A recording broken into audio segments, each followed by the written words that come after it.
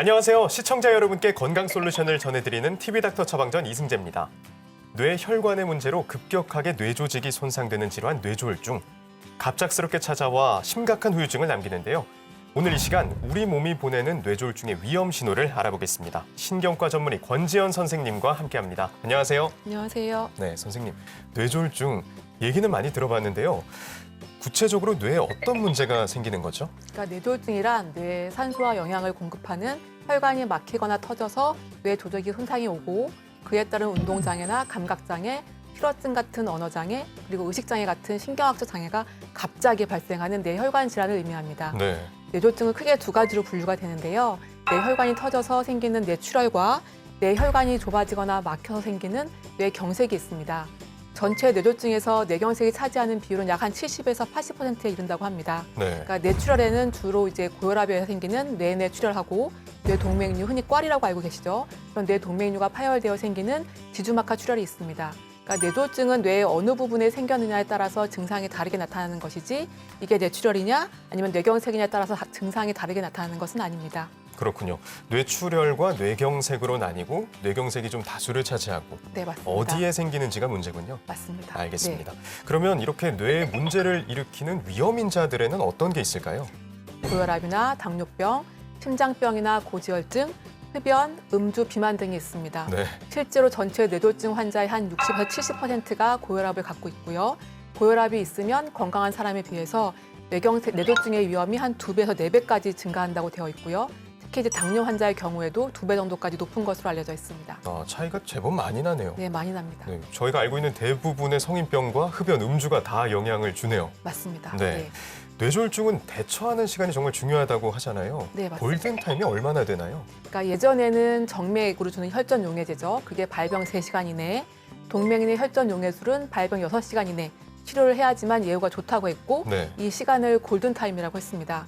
이제 최근에 치료적 기술이 이제 발전하게 되면서 비록 모든 환자가 아닌 제한된 환자이긴 하지만 정맥 내 혈전 용해제는 4.5시간, 그리고 동맥 내 혈전 용해술은 24시간 이내 도착한 환자들한테 시술을 시도할 수 있는 것으로 알려져 있습니다. 그러니까 골든타임 내에 치료를 받는 게 아주 중요한데 그 이유는 뭐냐면 시간이 지나면서 뇌졸중으로 인한 손상이 뇌세포의 손상이 기하급수로 늘어나기 때문입니다. 그러니까 현재 사용되고 있는 혈전 용해 치료는 같은 시간 이내라도 약물 투여와 혈관 재개통이 빨리 이루어질수록 예후가 훨씬 더 좋은 것으로 알려져 있습니다. 그렇군요. 과거에 비해서는 조금 더 골든타임이 늘어났지만 네. 그래도 빠르면 빠를수록 빠르면 좋다는. 빠를수록 좋습니다. 그렇군요. 네.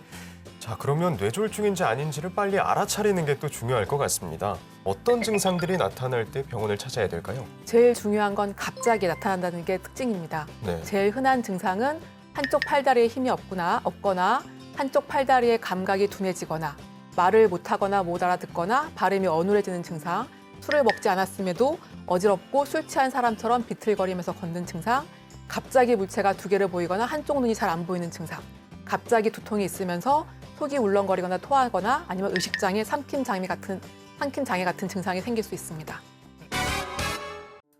뇌졸중과 관련한 사연이 도착했습니다. 선생님께서 사연 잘 들어주시고요. 그에 맞는 처방 내려주시면 됩니다. 네, 알겠습니다. 네, 사연 전해드릴게요. 안녕하세요. 30대 여성입니다.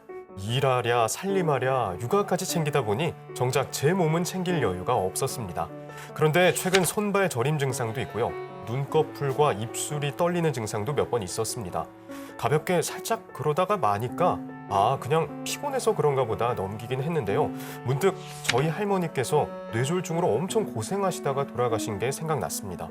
순간적으로 가볍게 있다가 없어지는 떨림 증상도 혹시 뇌졸중으로 의심해봐야 되는 걸까요? 라고 사연을 보내주셨습니다. 얼굴에 떨리는 증상이 있었고요. 손발 저림 증상이 있었는데 가볍게 왔다가 사라졌다라고 얘기를 해주셨어요. 혹시 이것도 뇌졸중을 의심해봐야 될까요? 아닙니다. 이런 손이 떨리는 수전증이나 눈꺼풀이 떨리는 증상, 뒷목이 땡기고 뒷골이 뻐근한 증상, 양손이나 혹은 양발이 저리거나 팔다리가 뻣뻣한 증상 등이 흔히 뇌졸중을 착각하는 증상입니다. 이런 증상들은 뇌졸중하고는 직접적인 관련은 없지만 다른 질환하고 반드시 감별을 해야 하기 때문에 신경과 전문의의 진료를 받아보는 것이 좋습니다. 뇌졸중과 직접 관련이 있는 증상들은 아니었군요. 네, 아닙니다. 네. 앞서서 한 8가지에 걸쳐서 다양한 뇌졸중 의심 증상들을 설명해 주셨습니다. 그런 증상들이 나타나서 병원을 찾게 되면 어떤 검사를 받게 되나요? 뇌졸중이 의심돼서 병원에 내원하게 되면 뇌경색과 뇌출혈을 구분하기 위해서 뇌 CT와 뇌 MRI 촬영하게 됩니다. 이는 같은 뇌졸중이지만 뇌경색과 뇌출혈은 치료 약제 선택이나 치료 방향이 완전히 다르기 때문입니다. 큰 혈관이 막혔는지를 확인하기 위해서 CT나 MRI를 이용해서 혈관 상태를 확인합니다. 뇌출혈과 뇌경색을 구분해야 되기 때문에 검사도 다양하게 진행하는군요. 네, 맞습니다. 네, 뇌졸중 진단을 받고 나면 그러면 바로 수술해야 되나요? 아닙니다. 그렇지 않고요. 뇌경색의 환자는 큰 혈관이 막힌 경우에 증상 발현부터 빠른 시간 이내라면 혈관 내 재개통술을 시행할 수 있습니다. 네, 뇌졸중 환자가 수술이 필요한 경우는 뇌 부종이 심해서 두 개 뇌압을 낮춰야 하는 경우 개두술을 시행할 수 있습니다. 또 뇌출혈 중에서 지주막하 출혈의 경우에는 코의 색전술이나 뇌 동맥류 결찰술 등을 시행합니다. 뇌가 많이 부으면 그때는 수술이 필요하군요. 맞습니다. 네. 알겠습니다. 환자의 상태에 따라서 이렇게 시술로 끝날 수도 있고 수술이 필요한 경우도 있을 것 같은데요. 뇌졸중 발병 후에 아스피린을 드시는 분들이 많더라고요. 네, 왜 그런 맞습니다. 거죠? 그건 이제 아스피린으로 대표되는 혈소판을 억제하는 약들이 항혈소판제라고 하는데, 그리고 또 이제 와파린이나 새로운 도학 같은 약들은 항응고제들인데요. 이들은 모두 뇌졸중의 원인에 따라서 선택되는 약제인데 뇌졸중의 재발 방지를 위해서 아주 중요한 약들이기 때문에 대부분 평생 복용하는 것을 추천합니다. 네, 항혈소판제 혹은 항응고제. 응고제. 네, 맞습니다. 그렇군요. 뇌졸중이 무서운 이유 중에 하나가 후유증이 심한 거잖아요. 네, 맞습니다. 구체적으로 어떤 후유증들이 나타나곤 하나요? 제일 흔하게 보이는 경우가 편측마비입니다. 기존의 뇌졸중이 뇌 신경의 어느 부분을 손상시켰느냐에 따라서 후유증이 다르게 나타납니다. 즉, 뇌졸중의 증상이 후유증을 만드는 것인데요. 이 외에도 뇌졸중 후에 혈관성 치매가 발생할 수도 있고 우울증이나 상황에 맞지 않는 웃음, 울음 등이 생기는 감정 조절 장애, 경련이 반복되는 뇌졸중 후 뇌전간증, 혈관성 파킨슨 증후군 등이 생겨서 환자들 삶의 질을 저하시킬 수 있습니다. 이번 코너는 OX 퀴즈로 긴가민가 알쏭달쏭한 건강 속사를 올바르게 알아보는 시간입니다. 선생님 문제 내주시죠. 네, 첫 번째 문제입니다. 하품을 많이 하는 것도 뇌졸중의 전조 증상이다. 하품을 많이 하는 거. 네. 제가 사실 하품 정말 많이 하거든요. 네. 이거는 제가 싫어서 아니라고 해보겠습니다. 정답 X 해볼게요. 정답은 네. 세모입니다. 세모라고요? 네. 그럼 그럴 수도 있나요? 그럴 수도 있습니다. 사실 이제 아직까지 하품을 하는 이유는 명확하게 밝혀진 이유가 없습니다. 네. 뇌가 산소가 부족하거나 지쳤을 때도 하품을 할 수 있다고 됩니다. 다만 뇌혈관이 크게 막히거나 뇌간 같은 부분이 막히게 되면 뇌에 산소가 부족하게 되면서 하품을 할 수 있다고 설명하는 보고들이 있습니다. 다른 신경학적 장애가 같이 동반되는 경우에 뇌졸중을 의심할 수 있겠습니다. 네, 뭐 하품만 가지고 맞다 아니다 할 수는 없겠지만 그럴 수도 있으니 네. 다른 신경학적 장애가 있다면 한번 확인을 해보시는 해봐야겠군요. 게 좋을 것 같습니다. 알겠습니다. 다음 문제 주시죠. 네, 두 번째 문제입니다. 뇌졸중 증상을 보이면 응급조치로 손끝을 따는 게 좋다. 이런 얘기 들어본 적 있는 것 같거든요. 피가 도는 게 좋고 좀 막힌 걸 뚫어주는 게 좋다 해서 손끝은 따는 게 좋다고 들은 적이 있어요. 정답 O 해보겠습니다. 정답은 X입니다. X군요. 네. 왜 그렇죠? 오히려 이런 감염 등의 위험성을 높이고 뇌졸중 치료를 받는 데까지 시간을 지연시켜서 안 좋을 수 있습니다. 간혹 이제 우황청심원 같은 경우에 먹이시는 경우도 있는데 오히려 기도를 막거나 폐렴 등을 일으킬 수 있기 때문에 급성기에는 하지 않는 것이 좋습니다. 사실 갑자기 뇌졸중 증상이 나타났을 때 집에서 보호자들이 할 수 있는 것은 거의 없습니다.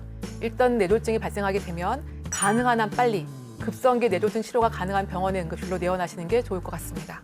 가능한 한 빨리 병원을 찾아야 된다. 이걸 꼭 기억해 주셔야 될 것 네, 같군요. 맞습니다. 네. 다음 문제 주시죠. 네, 마지막 문제입니다. 뇌졸중 환자는 고기를 먹으면 안 된다.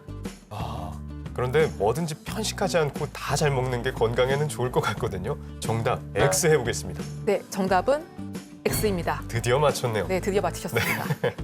그러니까 일부에서 육류 같은 지방 섭취를 극도로 피하는 게 이상적인 식습관이라고 생각하는 시각이 있지만 이는 잘못된 시각입니다. 오히려 불량한 영양 섭취는 여러 질환의 원인이 되고 뇌졸중이 발생한 후에 불량한 예후나 사망과 관련이 있는 것으로 알려져 있습니다. 육류에서 비롯하는 지방 섭취를 제한하고 튀김은 가급적 피하고 육류보다는 어류를 통해서 단백질과 지방을 섭취하는 것이 좋습니다.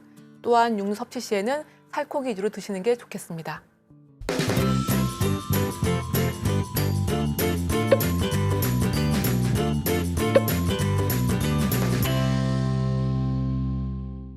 TV 닥터 처방전 벌써 마칠 시간이 됐습니다.